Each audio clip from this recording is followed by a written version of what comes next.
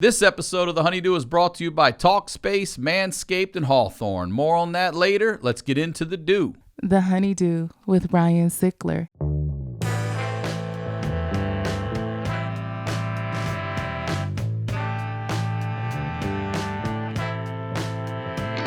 Welcome back to the HoneyDew, y'all. We are over here in the Night Pants Studios. I am Ryan Sickler. Ryan Sickler on all social media, ryansickler.com.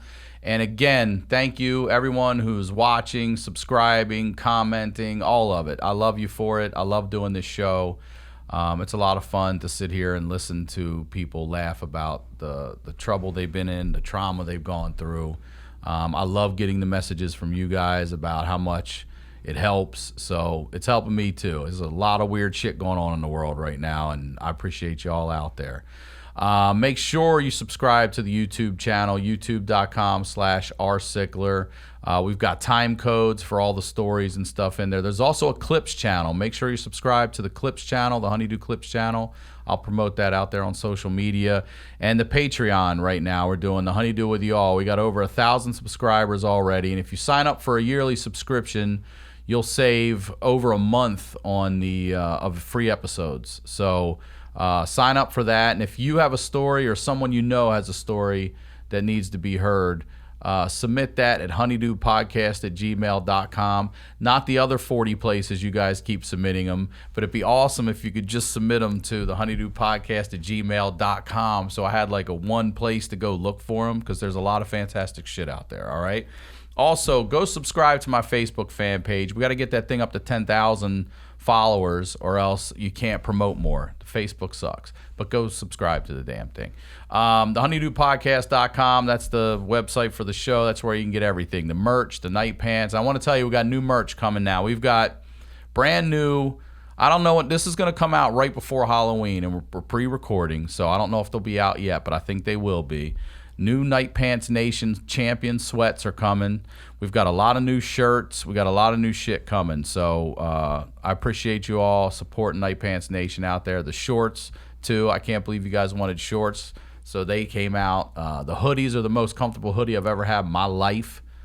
Blah, blah, blah. It's all good. And the HoneyDew Strong shirts, all proceeds of that go to Santa Monica Music Center, where I record here. So if you live in L.A. or anywhere, actually now, and you want to take some online classes, this is the spot to do it. They've got local LA musicians that'll teach you, your kids, whatever. Take a lesson with your kids. So go to santamonicamusic.com, use the code HoneyDew, and they'll waive the registration fee and give you a free lesson when you sign up for a package. All right?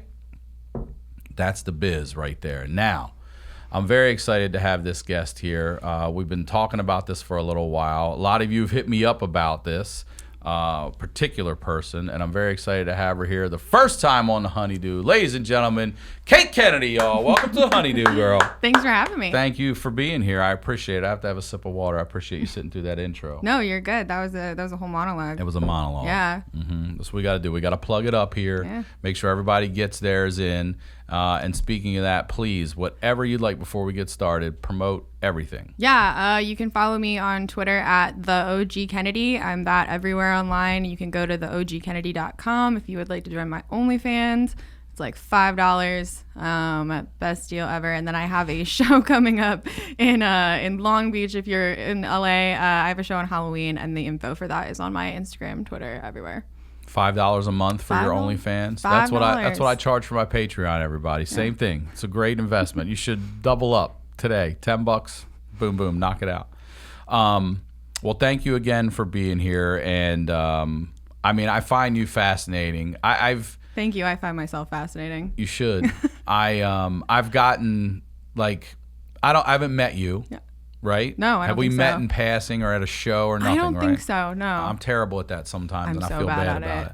But I've heard great things about you from the Joshes, Josh Adam Myers and Josh Potter. Oh, both Joshes. Yeah, both Joshes. So nice. And then a lot of fans have hit me up saying you'd be a great guest on here. And I know the YMH fans love you, and I love them. So yeah, they're the best. They actually are the bulk of my OnlyFans subscribers. Are they? Most of my...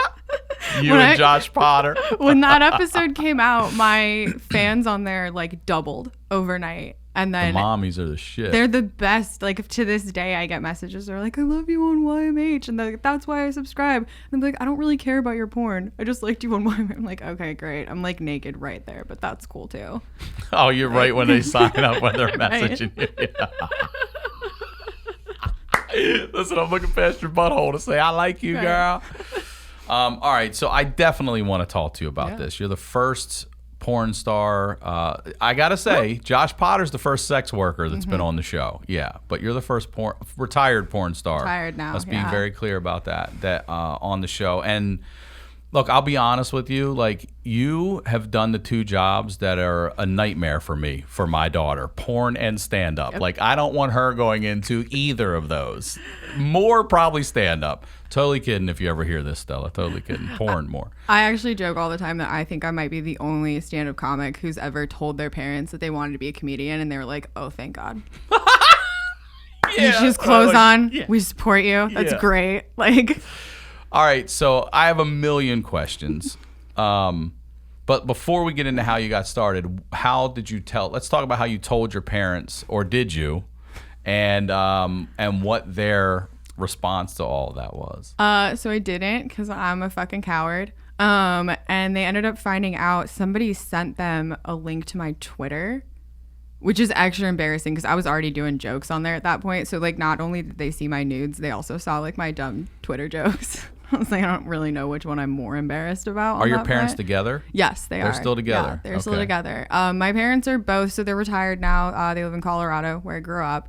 My dad was an engineer. My mom taught school. So they're like not Hollywood people at all. Like, they have no frame of reality for that. They were not stoked that I did porn. They didn't really get it. We went to therapy together. Who was more upset, mom or dad? They were both. I mean, they're like those kind of like upper middle class white people that they don't get upset. They just get quiet. Oh. Both of them are the same? Well, I don't know why you would make choices like that, but okay. Like, that's their level of anger. They're both like that. They're both exactly like that.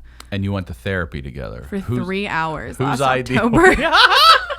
3 hours. You had a 3-hour session? It's an hour for each of you. Oh, boy. And we could have gone on. We could... Whose idea was it to go to therapy, and why? I think it was my mother's. My mother loves therapy. She's about therapy. She was a therapist for a while. Yeah, she loves it. So we went. It actually ended up being a pretty good experience. They didn't come around to porn. Like, they're not. I get it. They're parents, and also you kind of have to let people be where they're at. But what was it? Was your mom's goal to find out why you're doing porn, or was it to bring you guys closer together? Like, what did she feel was it all about what your decisions, or more about like, okay, we need to be a better unit, the three of us? Like, what was the gist of all of it? It was a lot of that. Initially, when they first found out, when they very first found out, my mom straight up thought I was like mentally ill. Like, that could be the only reason I was doing that. They tried to send me to sex addicts rehab in Arizona. It's actually the same one Harvey Weinstein went to. Yeah, look how that worked. This is the first day. So it cost $50,000. And how long are you there? I think like 3 weeks. And they didn't read the website long enough to realize that they don't accept women. Wait, first of all, that's fucked up. They're like, we'll get you on a plane. You can be there tomorrow. And I was like, oh my God, I regret not going every day. That would have been the funniest joke of all time. Just to get there and have them be like, no. What do you mean they don't accept women? I thought that was sexist too. That is sexist. Yeah. Or is this just a camp for like the fucked up scumbag dudes? I mean, maybe that's why. This is where you go when you get Harvey Weinstein, where you're like, I'm going to the desert to work out my demons, but I'm actually going to a spa in Tucson. Like, that's what it is. Also, isn't it funny that just 21 days is all it needs? You need to get rape out of your system. Exactly. That's all. We can change in 21 days to make sure you're not going to rape and manipulate women anymore. 21 fucking days. The fuck out of here with that. Totally reformed member of society. $50,000. What a fucking racket. Yeah. Yeah. Mm-hmm. God, it would have been hilarious if you showed up, though. So funny. I don't know why I didn't That's do a movie. That. Yeah. You should make that goddamn sitcom. You go to sex rehab and you're like chick. Yeah, that would be funny. It would be funny. Oh my God, it'd be hilarious.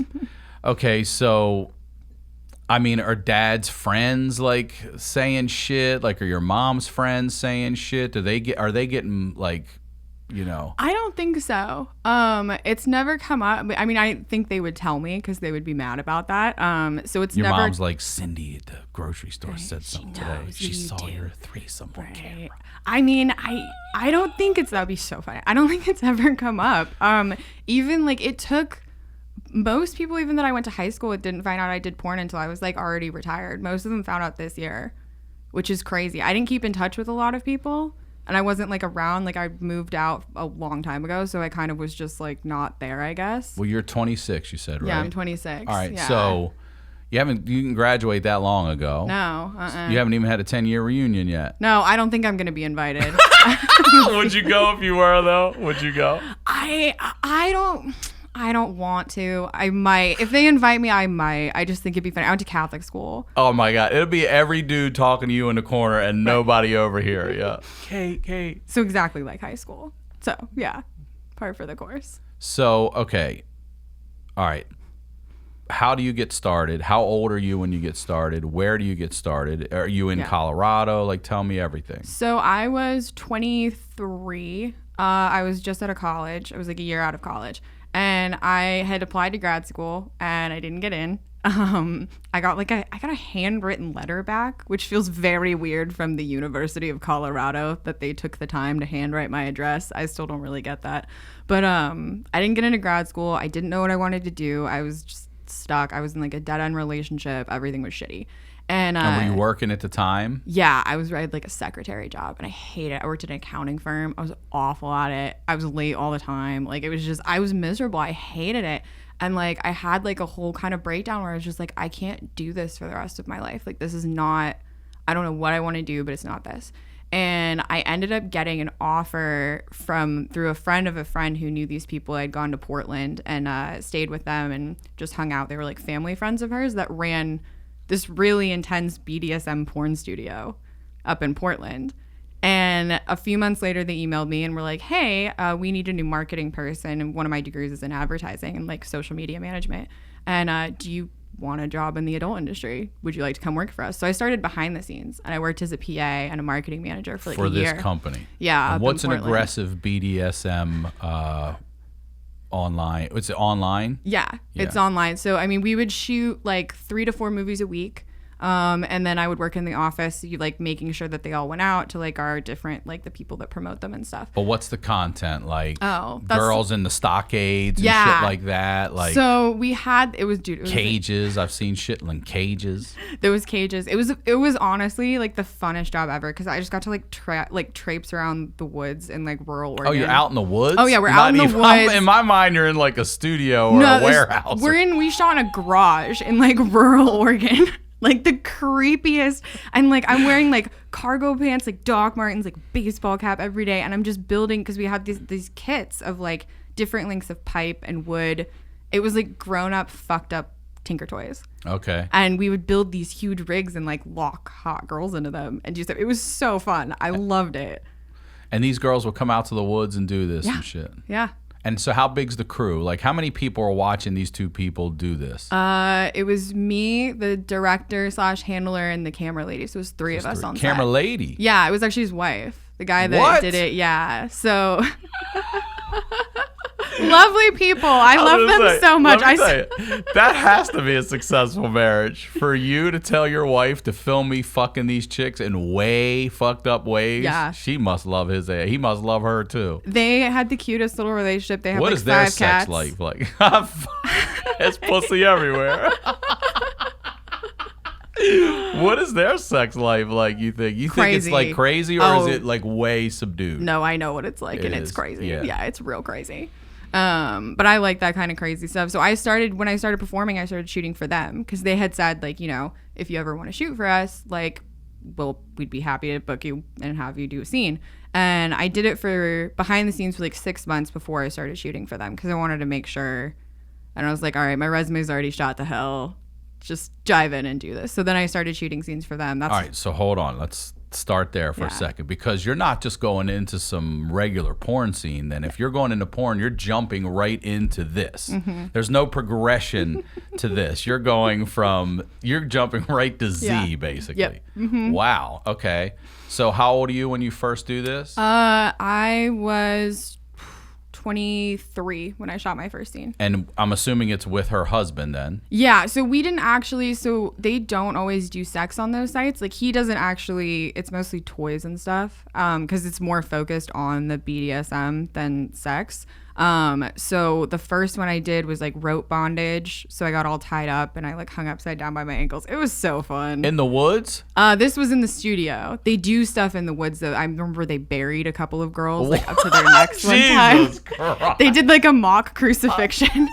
Holy shit. It was fun. It was fun. It was so fun. I mean, imagine that you get to come up with like 4 or 5 ideas for like B-list horror movies every single week and then just make them happen. Like that's really, and we would get to sit there and be like, let's do this, or this is weird. Like for Thanksgiving one year, we smashed a pumpkin pie into this girl's face and made this other girl lick it off. It was so fun. That actually does sound hot. It was, yeah. Did you ever have a park ranger roll up and be like, what the fuck are y'all doing back here, man? Got girls buried up to their necks and shit. Actually, the school bus dropped the kids from the local school right at the end of because it's very rural, at the end of their driveway. So every day between 3 and 3:30, we'd have to stop shooting because they can't have the girls screaming when there's kids walking home from school. Oh my God.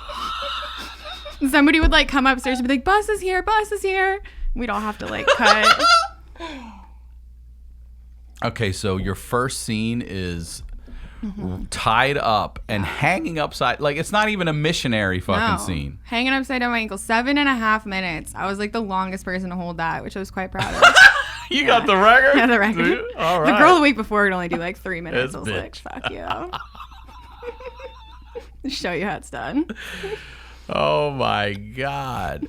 And then what, he just tortures you while you're up there, or you're just hanging? No, I mean there's the slapping and the canes and the whips and chains and all that shit. So yeah, no, it was fun. I liked that kind of stuff. I'm obviously a person I think that's like attracted to like extreme sensation or things like adrenaline. So I really enjoyed that and it was fun. That's the one I got waterboarded for too. All right, we're gonna come back to that in a second. Where does that come from? I don't know. Like I was fascinated with it when I was little, like even before I understood what like sex was. Like I'm interested in the ways you can like push your body to like endure different things, and like it's a huge adrenaline rush. So yeah, I had been into it in like my personal life before like we started doing this, like to the point where I went to conventions and like classes and dungeons and shit. Yeah. What do you mean classes and dungeons? I used to like help teach classes about BDSM and like how to do these different things. And even before you started? Yeah, that was how I knew those people. Was I just socially in like Denver when I was living there after school, would go to this. It's a very similar vibe to like a comedy club. It's the same people week after week and they go to play. But we would do classes on like how to do different techniques. I had done a little bit of like rope bondage modeling, like as a demo where they're showing how to tie you up and stuff. So I was already in that world. But yeah, I'd been fascinated with it forever, and I started getting involved in it like in college and then a little after, and it turned into a job. So that whole like, I've had, when I first moved here way back the first time, I would go to these. I worked at a hotel, and this guy would come in all the time with these 2 escorts every night. They would be having so much fun. We're like, what do you do, dude? And at the time, he was like this Hollywood bad boy. The LAPD hated him because he would rent mansions in the hills and he would throw sex parties. Yeah. And he was like, you guys should all come. And I didn't really know what I was in, but I didn't know what I was getting into. I didn't know if that meant we were fucking people or what it meant. And we get there, and what it was it was very, I have to say, like very elegant and well done. There was a big ass bouncer with a velvet rope in front of like each room, and in this room it would be 2 girls, and in this room a guy and a girl are fucking. In this room there's a threesome, that sort of thing, where you could like an Eyes Wide Shut sort of party where you could watch and that's fancy. Mingle with other people and drink and party or do drugs, whatever. So I'd always seen that, and then he would invite us to the club, and he'd always get away with naked girls dancing on the bars and shit in the clubs. He never got shut down. But so I've always been fascinated by like that I've had guests come on and talk about working at swingers clubs and things like that too. I did some modeling at swingers clubs. What does that mean, modeling? Like for different like fetish like accessories, because there's people that will sell them, like they make them. It's almost like an Etsy thing. And so like sometimes they would hire like hot girls to come hang out at the party and like wear whatever, and then people would ask you about it, and there'd be like a table you could like buy the decorative nipple clamps or fucking whatever it was. But see, now it's so like, back when I used to go to the Block in Baltimore, which is, you just do not want to fucking go there. It's all seedy, dirty shit, you know. And now there's like this level of class and elegance to this stuff. Like there's a store I saw at the Century City Mall that's bondage and but it's like high end, like a Victoria's Secret store for it. I can't remember the name of it, but and I was like, okay, they're trying to normalize it. I go, how many moms are coming by here with their kids? They're like, we get it, we get a handful of them. Like I listened to the audiobook of 50 Shades of Grey. Let me add it. That's exactly what it is. Yeah. That's exactly what it is. It's that, like, I don't want it to look like seedy warehouse shit, but I'll still do it. I just want it to be in a classier way. Yeah. I like the seedy warehouse shit. I This can was tell. in a seedy warehouse. Actually, the Swingers Club in Denver doubles during the day as an orphaned squirrel rehabilitation center. What? You can't make this shit up. You can't. Wait. They have like the Swingers Club, but right outside is They're like the rescuing cages for squirrels during orphan the baby day. squirrels in like incubators. There's certain parts you can't be too loud in because there's baby squirrels. Oh my god. Oh my god. Imagine the health inspection at a place Seriously. like that. Yeah. Or even being there at night, like, I'm gonna go fuck your wife over here by these baby By squirrels. baby squirrels, yeah. All right, so your first scene is tied upside down, 7 minutes, rope bondage, chains, all that. They shoot it. Yeah. And then it goes up online. Yeah. And do you watch it? Do you like stand up? I hate watching myself, but you have to do it.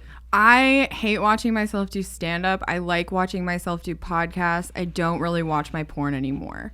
I watched my first I watch anything like that I do with like a very critical eye. I think everyone does. But like a lot of times I'll watch it to be like, oh, I need to do this better. So when I was first starting porn and I was like, oh, I need to get better at this, I would watch it and be like, oh, it looks weird when you make that face.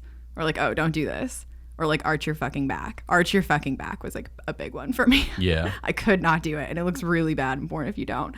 But yeah, so I watched that first one. I was so excited because it was the first one, you know. So when was there penetration in that video, the very first one? I don't think so. So when was your first actual sex scene then with a guy? It was... And was it that guy? No, it was not. It was for that company, but we had a male talent that we would hire. And I got fucked in a wheelchair, actually. It was supposed to be like a mental patient and like a straitjacket on.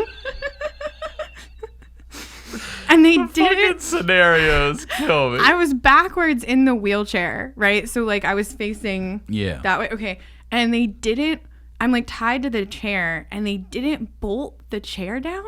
So the whole time he's fucking me, I'm just so worried that this chair is going to tip forward and I'm just going to eat it on this stage. That my fear in that scene is very real, but it's not. It's not because of that. And then I brought it up afterwards. I was like, you didn't bolt the chair down. And the director goes, yeah, if it was anyone else, I probably would have. But with you, I figured it would be better this way. I was like, you're right, but thanks for the trauma. Like. And what was that like? It was fun. Yeah. Yeah, it was fun. I loved when I first got into it. It was really, really great. I had so much fun and I loved doing it. Porn is cool because like you get to bang people, but you don't have to go through the whole like, so where are you from? What's your family? Like you don't have to talk to them very much first. How much of a heads up do you get for who the guy or girl or whatever is going to be when you're shooting? It really depends on like the company and just the booking. Like sometimes, especially like living in LA, I would do a lot of last minute stuff. So there's times like I didn't know who I was working with till I got there. For real? Uh-huh. Have you ever walked out, been like, no, I'm not going to work with this guy or that person or? Yeah, I have actually. There's been a couple. You have a no list. So generally speaking, they won't book you with, if you're like, I don't like this person. This is your no trade clause? This is your no trade list? Yeah, this is my no. Yeah. I'm not going to play for these teams. Exactly. Yeah. And I had a long one too. Like there was a lot of people where I was just like, because no. other women are telling you don't work with these guys, or other people are like these aren't safe, or what is the reason? Some of that's a big reason why people do it. A lot of the times for me, it would just be that I would see people like, because you see each other socially. There's like events and stuff in porn, and like there would be people where I'd just be like, no, don't come anywhere near me. Like I don't like. I have no attraction to you whatsoever. Like anything we shoot's gonna suck. Or just people like if people are like popping off being crazy on social media, because it's kind of the same as like being on a show with somebody. Like you don't necessarily want to be associated with this person that's going out here fucking up. So that was always kind of my mindset with it. But I know there's people that have like nobody on their no list, and then people that have miles long ones. So yeah. So you've gotten there and said no and left? Yeah. And what happens then? I mean, I think there was only like one time I called my agent and was like, no. And it was because I wasn't comfortable working with this girl. Like her test was weird. And I was living in LA. HIV tests? Yeah, because we use a centralized system for all of our testing. It's called PASS, and it's a private network that has, if you're in it, you can look up anyone you're working with by their legal name, and you can see all of their test results for like going back. And this girl had a test, but it wasn't from one of the like accredited labs where it was in the system. It was like from Kaiser. Yeah, no. Thank you, Kaiser exactly. Permanente, And I just looked at him. I was like, I can't work with this person. Like even if I wanted to or was comfortable with it, I can't. Like my agent would kill me. So I just called my agent. I explained the situation, and I went home. I was like, this is not okay. The guy later called me and apologized, actually, which was cool. So this is what trips me out, excuse me, because you said you were waterboarded for a scene. So I know you're down to do some shit. So what turned you off to that? They asked me if I wanted to do it. They had been wanting to do a waterboarding scene for ages. It was the same company I was working at, and legit, you got waterboarded? Yeah, I did. While having sex? While Hitachi was on me, so I had like a vibrator on my clit. Yeah. Yeah, the big wand one. Yeah. Yeah. And waterboarding, like, do you feel like you're drowning? It's a terrible way to get information from terrorists. I would tell everything. Like, I couldn't remember my name afterwards. They're like doing the exit interview, and they're like, "So how is that?" And I was like, For real? Oh yeah, dude. It fucks with your mind that much. Huh? I mean, well, like I also came really hard. Yeah, that too. So like, but because they're pouring it, and I mean, we cut it together, right? So like, it was safe. I wouldn't have done it with anyone else. I'd known these people and trusted them. But like it's dark, you can't breathe because the cloth is over. So if you try to breathe, you're just breathing in water. Like it's a really intense experience. And like, how long are they keeping it on your face before they pull it up, or are you doing that?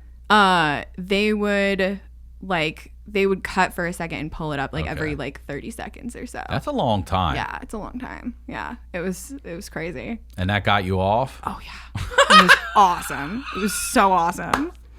I've never met anybody like you. Okay. All right. So, what was your first? So here, you gave me a list of stuff here. So waterboarded for sure. Okay. Tell me about this New York story, because you said you also worked as an escort before, right? Yeah. So when I first. What was first, escort or porn? Porn. Okay. So I moved to LA after like a year working in Portland, because I'd gone to like AVN and got an agent and like started to come down and shoot for more mainstream companies, and it was going well. So I was like, well, I'll pack it up and move down to LA. And so I had been doing that for a while, and LA's really fucking expensive, especially when you're trying to get your career off the ground. And so I had started escorting, and it was that very kind of like high end, like it was a lot of like news anchors and celebrities. Like it was a nice kind of thing. I never had an issue. Some girls in porn look down on that. Most of them do it anyways. I have no idea. What's the difference? Exactly. I don't fucking know. Did you work for a company? Like, is there a company that finds you clients and screens them and knows them? Like I was never put in any position where anyone wasn't like. But theoretically, if you wanted to, you could just have 2 people, regulars. Yeah. I mean, hell, what's the difference in dating 2 people then? That's mostly what it was. Honestly, I mostly just saw the same people. It was almost kind of like a sugar daddy situation. But I had been doing it for a while and doing pretty well. And so when you're doing that, what they do is they go on tours where you go to like New York for 2 weeks and you stay at a fancy hotel and you see clients in New York. So that was what the idea was for them. I see. Right. So, and you, on these tours, you make between $20,000 and $30,000. Okay, so that's what I was going to ask you. Yeah. That's more lucrative than porn. It's enormously lucrative. I mean, we talked about porn honestly being like the equivalent. I hear about it all the time, like open mic pay and shit. Like what these comedy clubs are still throwing at you, $50, couple $100 and shit like that for porn. I didn't know how much openers made like on the road until a few months ago, and then someone told me, and I was like, "Say what?" I was like, "I've been paid less than that for a porno." Like, you got how much? Like, oh shit, I'm just gonna stick with this. You're just opening. It's not that much more though. Yeah, that's the problem. Yeah. You're pouring out your soul and your body for fucking nothing in these two professions. That's true. At least in porn, it's just your body. Yeah. So I went to New York. It was the first time I'd ever been to New York. And I had been kind of talking to this guy, like totally separate from it. And we hung out. We went to dinner, and I fell in love a little bit. I like met this great boy, and I wanted to. So I like call my booking agent. And this guy was nothing. Had was nothing through to do the service, with it. Nothing. No, nothing to do so with you're just it. like, I'm coming to New York. We should hang out. Yeah, we had been like talking online, and then I said I'm coming to New York, and he told me afterwards. He's like, yeah, I hollered at my roommate. He's like, I'm gonna ask the hot girl on a date. I'm gonna ask her on a date. And we just hit it off, and I had to call my booking agent and be like, hey, I'm sorry I quit. I'm going to go spend 2 weeks in New York, like making out with this pretty boy in museums and in Central Park and everywhere else. Goodbye. Sorry. Thank you. And they were surprisingly really cool with that. Because, I mean, they were losing too. They got like 25%. So they also were losing like almost 10 grand. I can't believe they were okay with this. Yeah. But yeah, they're like, go have fun. So I spent 2 weeks in New York, like going to Broadway shows and dancing in speakeasies and drinking red wine and having great sex and taking bubble baths. It was awesome. And I lost $30,000. It cost me $30,000. 30 fucking thousand. Wow. I don't regret it. I do sometimes. Sometimes when my bank account gets low, I regret that. But, you know, it was worth it. It was a fun adventure. And then you never went back to that again. Yeah, no. After that, I quit. I actually quit escorting because I've never dated the whole time I was in porn. I've been single since I was like 22, 23. Was there ever a guy in porn that you were like, I want to work with you again and again? Like, you're comfortable with them or whatever? There's I have like guy friends in porn. Like to this day, where I'll shoot content with. Like I'm very close with James Dean. And so he'll come over and we shoot content like every other month or whatever. Just because we're genuinely friends. But there was never anyone. A lot of the guys that I worked with were older and married. Married. That's what always trips me out. Married. Yeah. And some of their wives are porn stars too. So a lot of them. Yeah. Sex is not a thing for people in that industry that like you can legit be friends with a guy and just fuck them and be like, thanks, see you later. Yeah, absolutely. Yeah. Which I really like because the whole like intricacies surrounding like intimacy and dating and being with someone, those just confuse me. I don't like that. I'm very straightforward. Like, I have no game. I joke about this all the time. I have no fucking game. My whole game is like, hey, would you like to have sex with me? That'd be cool. That's it. That's my whole setup. That's the whole pitch. Let's take a quick break and tell you about our first sponsor, TALKSPACE. Now, it's not easy to prioritize yourself when there's a lot on your plate, but investing in your mental health has long-term benefits, and with TALKSPACE, it can actually be affordable. You know, I'm a big believer in therapy, all kinds of therapy, talking it out, talking to people, getting help when you need to. It's a very difficult time to do that right now, especially in person. And unlike in-person therapy sessions, TALKSPACE gives you 24/7 access to your online therapy room. You can send unlimited messages to your dedicated therapist, and they'll respond daily, 5 days a week. And best of all, an entire month on TALKSPACE costs about the same amount as a single in-person session. And now TALKSPACE covers 40 million people for online therapy through their insurance or employer. All right, the TALKSPACE network is composed of thousands of licensed therapists who have experience in over 40 specialties, including but not limited to treating depression, anxiety, substance abuse, trauma, relationship issues, food and eating, and much more. TALKSPACE is secure and private, using the latest encryption technology to store client information. information. The bottom line is that we all need someone to talk to, and TalkSpace wants to give you the support you deserve at a price you can afford. As a listener of this podcast, you get $100 off your first month on TalkSpace. To match with your perfect therapist, you want to go to TalkSpace.com or download the app, and make sure you use the code HoneyDew to get that $100 off your first month and show your support for the show. Again, that's TalkSpace.com, code HoneyDew. Our next sponsor is Hawthorne, and I've been thinking about making some personal changes lately, and I wanted to start by improving my self-care routine, okay? The problem was I had no idea where to start, and then I found Hawthorne. Hawthorne is a premium tailored personal care brand that's making it easy for guys to feel and smell your best. So you start with their quiz, and then they ask you things like, what's your favorite drink? How do you like to spend a night out? Do you smoke? And then they factor your answers into your results, okay? It was actually really easy. It was quick. It was fun. It was interesting. I hadn't been asked questions like that before. And I got so many great products. I got 2 types of cologne. I got bar soap. I got body wash, deodorant. I mean, between my stepson and Ash, everybody's taking all these Hawthorne products. We're all on them right now. So if you want to upgrade your self-care routine, Hawthorne's a fun and convenient way to get super high-quality products tailored specifically for your needs. Hawthorne even takes the risk out of it by giving you free shipping on your order and your returns. And if you don't like your products, they'll even retailer them for you based on your feedback. Now, do what I did. Take Hawthorne's quiz today and get started on your personalized self-care routine by going to hawthorne.co. Okay, that's hawthorne.co. Use the code HoneyDew. Look, if you're looking to up your game, ladies, if you're looking for something for your man, moms, if you're looking for something for your teenage sons, whatever, Hawthorne is great. Okay, that's Hawthorne, HAWTHORNE.co, promo code HoneyDew. One more time, hawthorne.co, promo code HoneyDew. Our next sponsor is MANSCAPED. Now listen up, fellas, because today we have a new MANSCAPED product alert. MANSCAPED just released the Weed Whacker. It's a nose and ear hair trimmer. All right, you take a look in the mirror, I guarantee you'll see some hair sticking out of those holes. It's time to keep your ear and nose hair looking as nice as your clean-shaven pubes. All right, I always trim my nose hairs. I'm big on getting those nose hairs. And then they get out, and I'm like, man, you don't want to look like some. You've seen those people on TV. You're like, does anybody love you, dude? You got hair coming out of your nose. It's all over your eyebrows, out of your ears. Like, are you a wolf man? What's your problem? Manscaped is forever changing the grooming game with their Weed Whacker. This nose and ear hair trimmer provides proprietary skin-safe technology, which helps prevent nicks, snags, and tugs in those delicate little holes. Its intelligently contoured design enhances the trimming experience, and it's waterproof, which makes for easy operation and cleaning. The only nose hair trimmer on the market with a powerful and rechargeable lithium-ion battery that lasts for up to 90 minutes of use. Manscaped is making whacking your weeds a time to look forward to, delivering maximum confidence while providing hygiene. Yes, you will get a replaceable blade every 3 months to keep your weed whacking time clean and enjoyable. Look, fellas, 79% of partners polled admitted that long nose hairs is a major turnoff. It's time to upgrade your Manscaped routine with the Weed Whacker.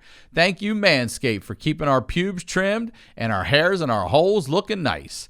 Get 20% off and free shipping with the code HoneyDew at manscaped.com. That's 20% off with free shipping at manscaped.com. Make sure you're using the code HoneyDew. What are you waiting for? Go whack your weeds. Now, let's get back to the do. So what is it? I want to ask you personal questions then. What is it like when you do meet someone you really like? What is intimacy like for you then? Do you slow play it then? Do you dial it back then? Do you ramp it up? Does it feel different? Does it feel special? How do they feel, you know? I mean, this one in New York was the first time I'd like felt like that about someone really like in my adult life probably. And it was really special. And that kind of, honestly, that was the thing that started the gears turning in my head of like, okay, even if it's not with this person, like I am getting older, I'm getting through my 20s. I want to have a boyfriend at some point. Like that would be nice. And like the best sex you'll ever have is really enthusiastic sex with someone you really like. Amen. That's the best. Right. And so I realized that and I was like, okay, like I learned something about myself. I also learned that like I can't date anyone while I'm doing porn. Because even when I came back to LA after being with him in New York, it was like torture to try to go to work. I didn't want to have sex with anyone else. Oh, okay. I was like, that's what I was, yeah. And I was just like, okay, I guess. Was it because you felt a connection to him, or you knew it would be a step down, or what was the reason? It was kind of both. I felt like a connection to him. I just didn't, when you have that like intimacy, you don't want to really get it anywhere else. And I had never experienced that before. So that was like a big learning process for me, that whole trip. And then coming back, and like it really, for months, I really had some like self-growth going on where I was trying to figure out like what I wanted to do.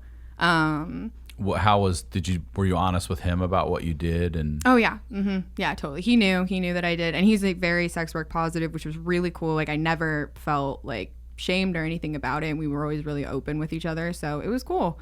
Like of all the people to like learn that lesson with, he was a really good one. That's so we're good. Still good friends. Yeah. Oh, good. Yeah. So, all right, I have more questions for you. Worst porn experience, and then I want to hear best. Yeah. Okay, worst was this one. It was a Nuru massage scene. So that's where they take like the gel and they pour it all over your body. Okay, yeah, it's a gel. So like you can get this, like they do this as a legit massage. They do it at like the Bunny Ranch and stuff. And when you go get it done, they heat the gel up so it's warm. But when it's warm, it turns white. And you can't pour white go all over people. That's for the end of the porn. That's right. So like when we do it, it has to be cold. And it's like thick and viscous. And it dries to like the consistency of Post-it note glue. Ew. Yeah. Is it like the ultrasound shit they squirt on you, when they're going to do that? Kind like that of. thick, like slime almost? Yes. Yeah. It's a little more liquidy. And it's just what? It just looks great on camera? Is that what it is? Yeah, it like looks the really glistening cool. and all that? Yeah, your body's covered and you're like rubbing your body against. I just feel like you would slide right the fuck off somebody, like the Duke boys across the hood of the General Lee. You Yeah. do. It's really scary. Like they make you do it on like a pool raft. It's like a floaty inflatable raft. And like, yeah, you can once it dries, then it's just like rip. But when it's slick, yeah, you can slide right off of that thing. And it was me and this guy who I've been very good friends with for years, like in the industry. So he and I are tight, like we're homies, right? So we get to set and we're giving each other shit and having a really good time. And there's this other girl that's there who we don't know. And she shows up with I don't know if I've ever seen somebody have a worse attitude about anything. I mean, she shows up and is just like nose in the air. Like, I don't want to. And then she didn't know what we were doing. I guess her agent didn't give her. Was it a threesome scene? Is that what you're about to do? A threesome, but she didn't know about the Nuru part. Oh. And so the director, who's this like super patient, really nice guy, good friend of mine too, like he's explaining it to her and he's going through and she goes, ugh, that's so gross. I don't even know if I can do this. It's disgusting. I can't do it. And he looks at her and goes, well, can you let us know now? Because we'll replace you, but like do or die. And she continues just the worst attitude the whole time, and then her pussy smelled like a sewer. Oh, I'm like, I've been waiting for this. Oh, dude, both my buddy and I are just like the whole time we're just like, and you can't stop. Gross. No, I mean like we're okay. Every time she would leave the room, the director would look at us and just go, pow. You can't say, hey, can we have her rinse off or do something over here? No, you can't. Yeah. Like, I mean, it was so. That's the thing about porn that a friend of mine told me one time. He's like, he did a camera shoot one time. And he goes, here's the thing about porn that it looks great. Mm-hmm. It looks great. This guy, he was on a scene where it was a threesome and they were doing anal. And he goes, but what you don't see is what it smells like on the set. And I was like, oh, yeah. He's like, you don't smell the smells. And that includes people's hygiene and shit. Like, fuck, that's gross. It's so gross. And yeah, there's a lot of people in porn that don't necessarily have the best hygiene. And it's just, I mean, it's nausea inducing. Like, it makes me gag. Yeah. Even like thinking about it, like years later. That would be I'm where like, I would say I'm not working with this person. Yeah, she went on my no list right after that. And then she was like trying to be a rapper, which was awesome. It was so funny. And like... And now she's pregnant, which is even like, man. Dude, okay, here's the thing though, like it's men and women experience certain things differently because like as a chick, finding out that a chick you banged is pregnant is just hilarious. It's not scary at all. It's so funny. Yeah, she was, oh man, that was like the worst. That one sucked. It was just a long day. We earned our money that day. How long was as an average shoot? hour, 2 hours? It depends. I mean, most of the time, like a good director like that, you can get in and out in like 2 to 4 hours. In and out. In how many? Come and you go. Like on set usually for a full day, probably like 4 hours with a good director like that, because you're in hair and makeup for like an hour and a half, and then you have to do all the dialogue. The sex only takes like maybe 20 to 30 minutes. Oh, that's it? The sex is the shortest part. The dialogue takes fucking forever. Nobody knows their lines. It's a nightmare. Like, so yeah, the sex itself is the last thing you shoot, and it's usually the easiest part of the day. But I've been on sets for like 14 hours before. Jesus. Yeah. Best experience. I did Raw with Manuel Ferreira. What's Raw? It's a series he does where it's like kind of like hotel room hookup. So it's like really casual. It's just him, and he's this like very good-looking French guy with like an enormous dick, and like he's won male performer of the year, like I think almost more than anyone else. Like he's won it 6 or 7 times. He's the best at sex. He has like 7 trophies to prove it. Like he literally has, yeah. Oh my God. And he's like French, so he whispers these like dirty things in your ear, but I can't really understand him. I just know that I'm like, yeah, do whatever you want to me. So what's he look like? He's tall. He's like older now. He's kind of middle age, like dark hair, just like a generally handsome looking dude. But older. Yeah. I think he's in his 40s, I think. Yeah. So most of the vast majority of people I worked with in porn were like at least 10 years older than me. Minimum. I look young. He's 20 plus years older. Yeah. So, I mean, Steve Holmes is, I think, 60, and I worked with him several times. Really? Yeah. I did a bunch of horny grandpa porn for a while. Did you really? I was really young, so I would just always get cast as that, and that never turned you off to be the guy that old? No, not really. No. Especially like someone like Steve is so lovely and fun and funny and cool to hang out with, that you're just, because it is more of like a good day on a porn set should be like just a bunch of friends like hanging out and shooting the shit and having a good time. Like it doesn't necessarily have to have that like, oh, I have to have you now passion.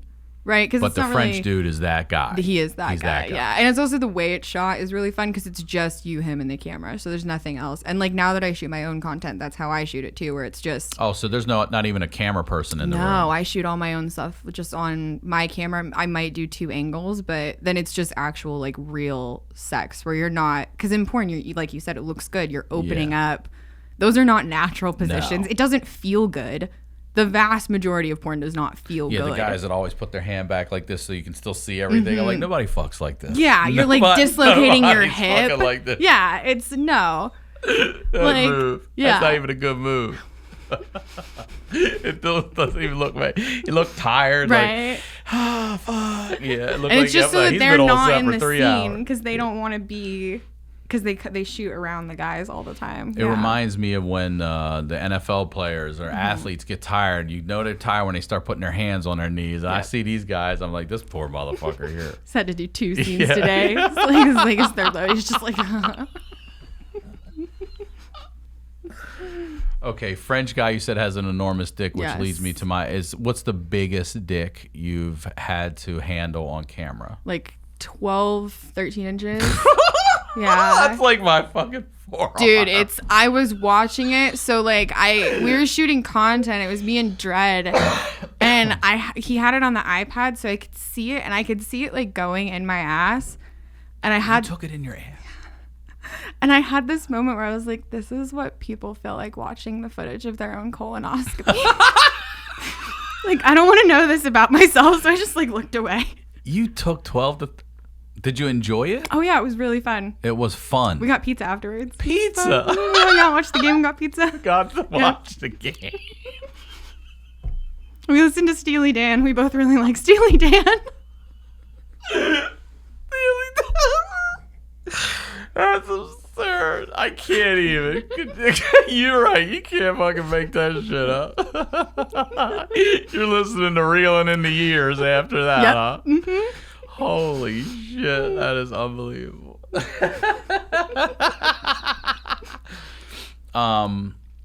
Okay, what's something you did but you won't do again? Like important for me, skydiving. I want to Okay. hear. Yeah, I did it. I ain't doing that shit again. I wouldn't go skydiving. You're I've an been asked a adrenaline few junkie, times. though. So that's how many? I've been asked a few times to You go. won't go? Nope. You're not missing anything. No, my dad and my sister go a lot, actually. They like enjoy it. Really? Yeah. So you're all a bit of adrenaline junkies, it sounds like. Oh yeah, we definitely are for sure. My family's weird. So what is it you wouldn't do again? Would I not? Because you've definitely done some shit. Oh, Hung yeah. upside down. Yeah, I've done. I did a gangbang. I've done. You did a gangbang? Uh-huh. How many guys? 5. There's 5 guys in a gangbang.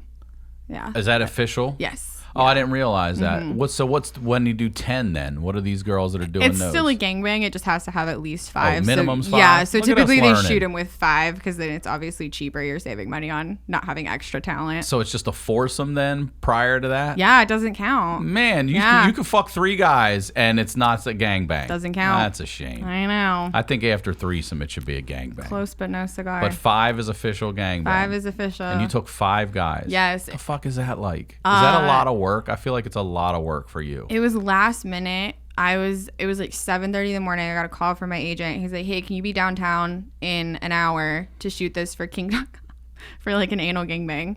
Anal gangbang? Yeah. And I was like, it's how much money? I was like, I'll be there. I'll be there. So I got up and got ready and had to run down and go. And then the thing was, I had tickets actually to go see goddamn Comedy Jam at the Roxy that night. And This is your morning of? this is my morning of. And so I got to set and I was like, hey guys, I have a hard out today. Hard out. I'm sure we'll be done in time, but then we're all hanging out and they're like, oh, what is it? And I was like, oh, I'm going to see, it was Jim Jeffries was doing it at the Roxy. And I was like, oh, I'm going to see Jim Jeffries tonight at the Roxy. And all the guys were like, wait, it sounds really fun. Can we come? So one of the guys from my gangbang came with me to Gotcha. Are you for real? Yeah. That is He's like, yeah, I'm not unbelievable. doing anything. So yeah, we went and then we all went to the Rainbow afterwards. It was really fun. Well, that's a porn star spot anyway, the Rainbow from back in the day. Yeah, it is. My agent used to work there as Really? a waitress back in like the 80s. Yeah. What is that like? 5 fucking guys all in the butt? Right, yeah. Great. I said right, yeah, but it was great. But see, I've always heard about porn, Yeah. or anal in porn, that it's not about what you ate today, it's about what you ate yesterday. Yeah. So how are you getting a last minute call without knowing? Yeah. You know what I mean? I feel like a 5 dicks up the ass is I need a night of prep. You know what I mean? I have a pretty talented asshole. Good for you Like- for saying that. I don't love everything about myself, but that, like, I'll admit I have some good qualities. That's one of them.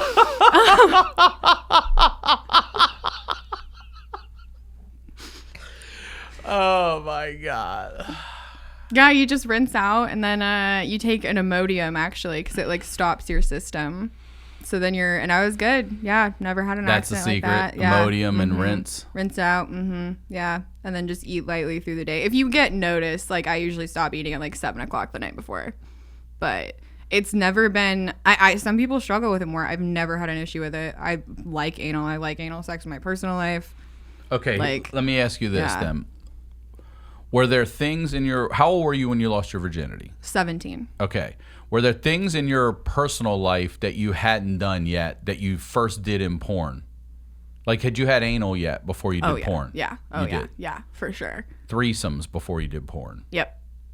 So, Yeah. What about the bondage stuff? You said you did. The bondage stuff, I was So already you were, like really. you were pretty yeah. out there Yeah. and comfortable early on. Pretty much. So then your transition kind of was your regular personal life in getting into the bondage and stuff. If then. anything, like the porn I started doing, especially when I moved to LA and was doing mainstream stuff, was way less extreme than what I was doing before. So it was easy. I'd get to set and they'd be like, "Can you do this position?" I'd be like, "Yeah, that's nothing. I've hung upside down by my ankles. This is easy." Yeah.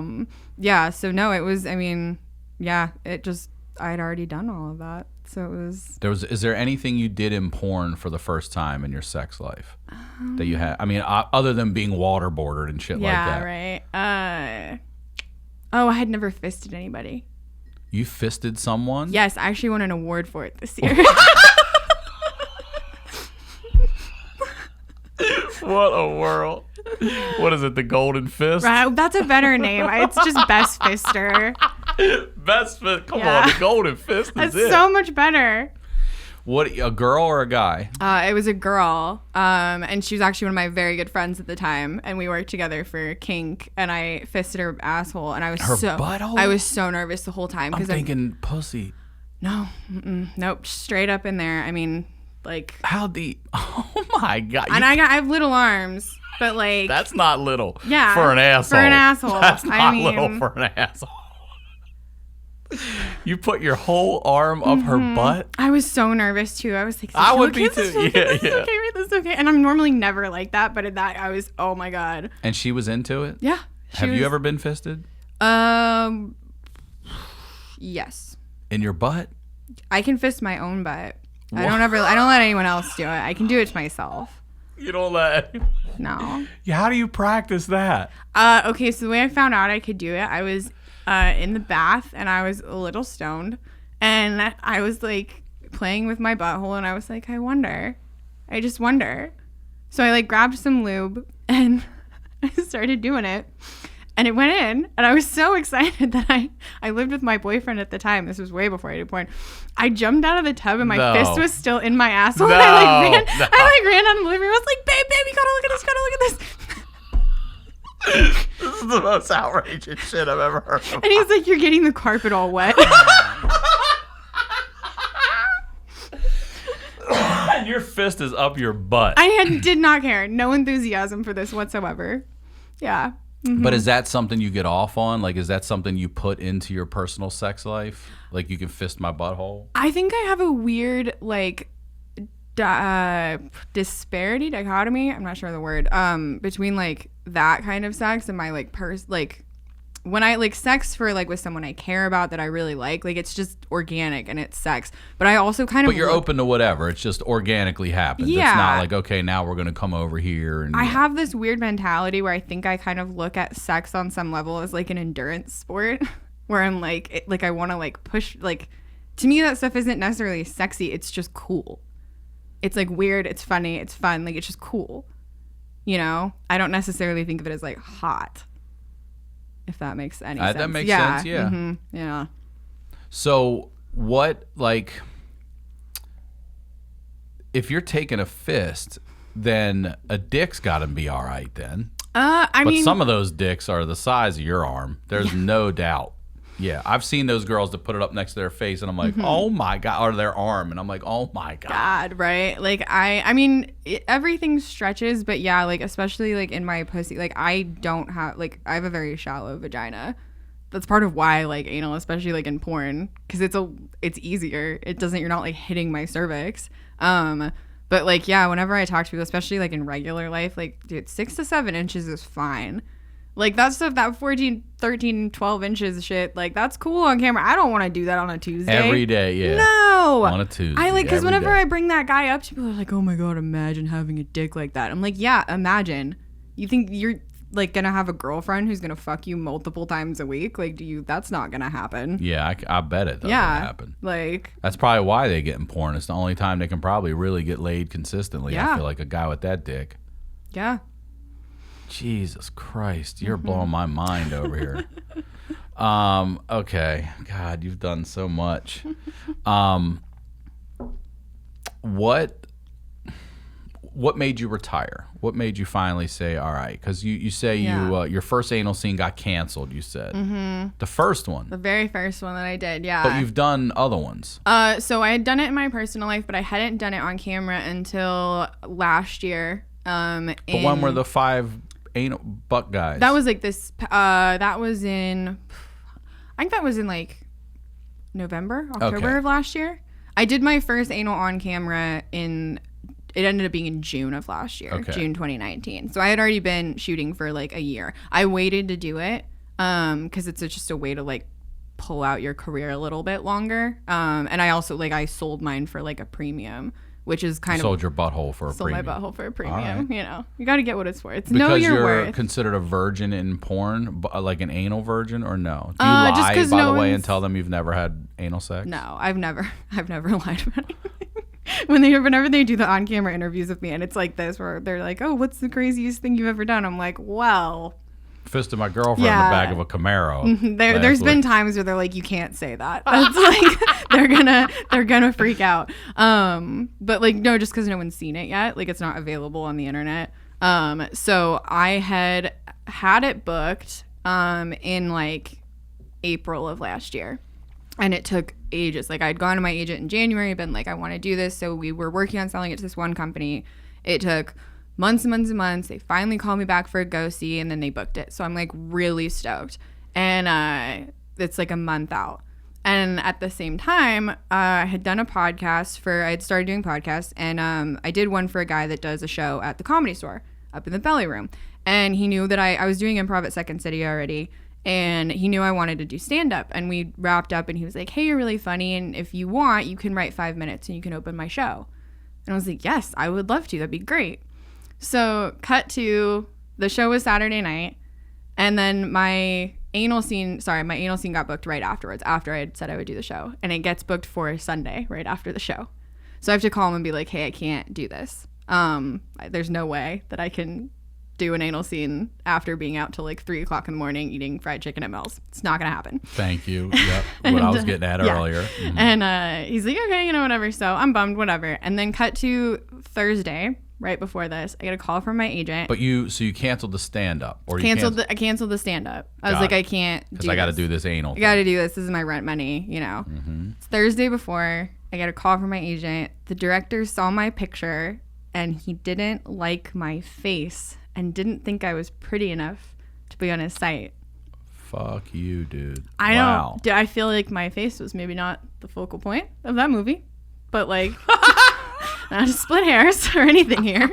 Or ass cheeks. So I'm like living. Like I run around my house screaming for like 45 minutes. And when I finally calm down, I'm like, okay, what do we do? So I call my buddy back. I was like, hey, can I still do your show at the Comedy Store? And he goes, yeah, of course. So I have, at that point, 24 hours to learn how to write stand-up and go open for Jamie Kennedy at the Comedy Store on Saturday night. Yeah. So I Googled how to write stand-up, which was very helpful, actually. And I'm just writing. I drank a bottle of wine. I called my mom, which I never do, and was like crying. I was like so nervous. I drank a pot of coffee to like even it out, like get in the car on my way. And I'm coming in from the Valley because I lived in Reseda. I did my set to that Uber driver like 5 times. You did it to him? Oh, yeah. I made him listen to it over and over. I was like, do you think this is good? Does this work? I'm like holding this like crumpled piece of paper, just like shaking, like trying to like drink this coffee. And I was so nervous. So I'm going to ask you this, and I think I know the answer. Mm-hmm. More nervous the first time you did porn or stand-up? Oh, stand-up. Yeah, I had a feeling you were going to say that. Oh, way more. And then I'm like sitting in the green room, and like my buddy's like, hey, you can't tell anyone you've never done this before. So just be cool. And I was like, yeah, because that's really what's happening here. I'm not like sweating through my jacket. But I went up, and it went really, really well. And they had me on that show for another like 6 months. It was great. That's nice. Yeah. And I've been there ever since, and it's been awesome. But yeah, it was just the craziest like whirlwind, like crazy. I think that's the craziest 24 hours I've ever been through, despite all this crazy stuff. That was just, the pressure of that was insane. Yeah. So what made you officially retire? Like, what was the last thing you did, and why'd you get out altogether? COVID. Honestly, well, I shot a scene on like March 13th, I think was my last scene. And I went in to go like quarantine or lockdown, and everyone thought it was going to be like 2 weeks. Right. So I was like, all right, whatever, 2 weeks, not a big deal. And then it wasn't. And my birthday was in April. I turned 26, and I was like, okay, like this isn't ending. By the time it does go back to normal and we're like shooting again, I might be 27. I don't want to get my tits done. And I kind of was just, things had been picking up, like as far as like stand up and stuff. I had just started like to go on the road like right before this all started. And so I was like, it's just time. It felt like time for a new adventure. I'd done what I wanted to do. I had a really great time and a lot of fun. And it was just time to try something new. So if it wasn't for COVID, would you still be doing it? I probably would have. My idea in my head for this year was that I was going to start phasing it out and would be pickier and pickier, work less and less, do some, because I don't want to slam the door. I'm not someone that's going to be like Mia Khalifa and be like, I never did this. Don't talk about it. Is that where I know she like got out of it and doesn't want to, be associated. Like, I don't care. It's on the internet. It's not going to go away. Yeah. Like, I'm not an idiot. So, yeah, I mean, my idea was to phase it out. COVID just sped things up for me. So, you know, I'm lucky that right now we can do everything online, like with OnlyFans and stuff. So I've still had like stable income. That's really nice, especially trying to pursue like a creative career in LA where you can just have this kind of passive income is super nice. Would you go back to it? I don't think so. Are there any other porn stars that outside the guys? Like I know Ron Jeremy, there was a couple other guys that dabble, but are there any girls that porn stars that have done stand up? Yeah, there's a couple. Alexis Fox does it. She's very funny. She's been on YMH. And she's a podcast. Yeah, there's a couple, and there's a few that kind of, there's a bunch. For a while everybody was getting into DJing, like all the porn girls were DJing. And there was a time when a bunch of them were doing stand up. So I definitely kind of made the jump to just being like, because I liked porn and it was fun, but it was fun because it fit my personality and my lifestyle. And it also, like I was saying earlier, when I was like peak working in LA doing studio porn, I only had to work 3 days a month to pay all my bills. Yeah. So I had all of this time to like write and figure out what I wanted to do. I'd always wanted to be a writer when I was little. And so a huge part of getting into BDSM and porn and stand-up and everything was that like I wanted to have a life that was worth writing about and that was interesting. And so I kind of, after I'd had that breakdown, like after college, and figured I didn't want to be a secretary at an accounting company, I figured I would just go spend my 20s having adventures and figuring it out. And I got to do that. And that's like, I feel really lucky to have gotten to do that. That's great. Yeah. All right, so I'm going to ask you about advice to your 16-year-old self. But before I do, I want to talk about this because you said you got stood up for the prom. I did. Isn't that right? I did. Tell me about that because I asked you, I'll bet you all the high school guys now. So let's talk about that. Yeah, I was my senior prom and I didn't think I was going to get asked. I hung out with a lot of guys in high school. I was kind of a bro. Like I wasn't like the girl everyone was having a crush on, for sure. I was kind of like their buddy. And this guy, Nick, asked me, and I was really excited, and I went to get a dress. And then once again, I think it was like Wednesday or Thursday right before, and he calls me, and he's like, so I actually have this girlfriend, Emily, and I'm going to take her to the prom instead. No way. Dropped you for another girl, not just stood you up? That he was already dating when he asked me to the prom. No. Dude smoked a lot of weed. So, like, he now sells used couches in Denver. So I feel like I did win People that are buying war. used couches. Lost the battle, won the war. It's cool. But yeah, I mean, I was devastated. My little sister's in the car. I'm like crying. I'm so sad. And then this guy that I had gone to like kindergarten with, I'd gone to school with him the whole time, calls me like a few hours later. And he's like, hey, I heard what happened. That's really shitty. We have all the same friends. Do you want to go with me? We'll have a great fucking time. And he did. He saved the day. He wore this ridiculous white tux. We had a blast. He's a Korean, and he's like 2 inches shorter than me. So my pictures were great. It was so fun. Good guy, Joey. All right, Joey. Good man. But yeah, I mean, I was not the sexy, like, bombshell hot girl at my high school at all. But when did the guys start finding out that you did porn? Mostly not till like this year. And none of them like contacted me about it. You say they followed you. They all followed me. Like a bunch of them, I started seeing them like, and I was like, hey, we went to high school today, like on Instagram. Are they on your OnlyFans as well? I think a couple of them. Actually, I just got a custom video request from a boy that I guess I did go to high school with, who apparently had a huge crush on me in high school. I don't even remember this person. Like, I don't remember him. But you're going to give him a video. He bought a video. I mean, he paid me like a couple $100, but he was like, do you still have like this? He remembered this like hoodie that I used to wear. I was like, I can't believe it. Dude, I can't even remember. I was like, it's who? Okay. All right. Hi. I know there are definitely people I don't remember from high school either. Yeah. You know, you're going through so much shit back then. Like, I can't remember everybody. Totally. And yeah, you like have your little group of friends and you're not, also you're just so, everyone in high school is self-absorbed. You just are. It's being a teenager. Well, now I do want to ask you, after everything that we've heard today here, and we've heard quite a bit, what advice would you go back and give your 16-year-old self? Don't go to college yet. You will. I don't regret going to college, but I definitely, I mean, I don't do anything with my art history degree. So I would say that, you know, it's gonna get so awesome.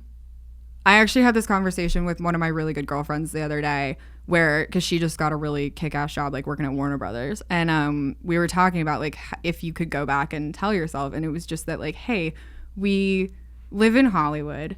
You know, we get to know these like incredible people and do these amazing things. And like your life is going to get so awesome. Because I grew up in like a small town. I didn't fit in. I didn't feel like I belonged anywhere. I didn't know. I just remember I was a very lonely kid.